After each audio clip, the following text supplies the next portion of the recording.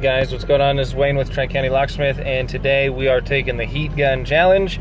I went ahead and had this power inverter professionally installed.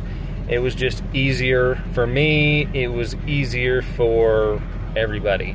And the way that we were going to have this one put in here, I just wanted them to run it. So that's pretty much what we got going on.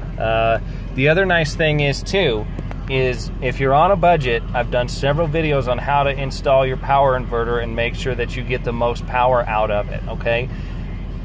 Having a backup battery is going to be essential if you're running a long amount of wire between the battery and the actual inverter itself.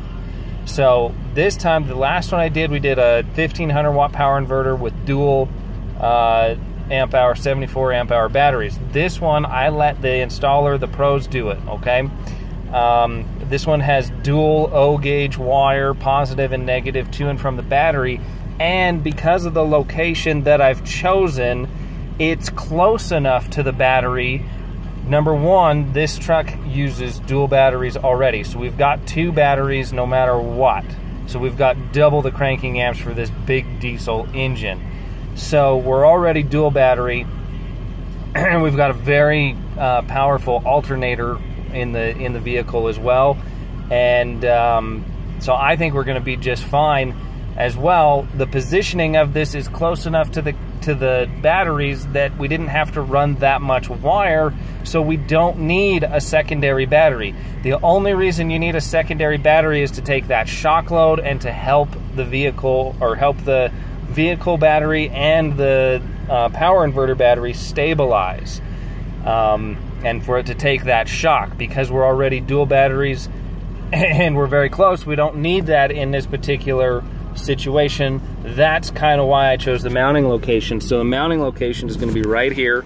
We got a 3000 watt power inverter. You can see they ran the wires right up through here, okay? Dual O gauge in and out on the back.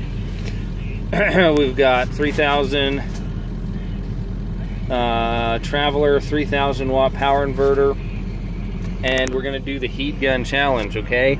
So this is how you test whether your power inverter is going to be able to hold up and do the work or not, okay?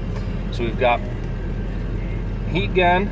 This is going to draw the most amps out of just about anything you can put on here. So if I can run this at full bore, then you're going to be just fine. You're going to be able to run pretty much anything that you want to run.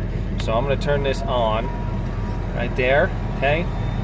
And then should be able to crank this thing up. You see the red dots right here?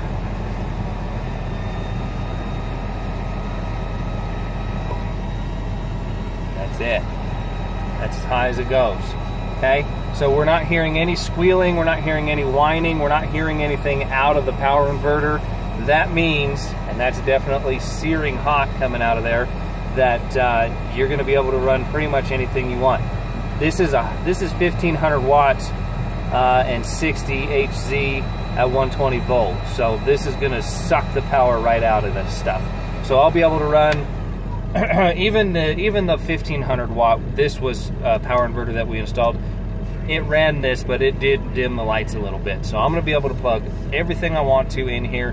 And once we're switched over to 110, now, because the power inverter is close to the battery and has all the power that it needs, 12 volt. 12 volt doesn't like to travel through wires. That's why you got to have the big wire.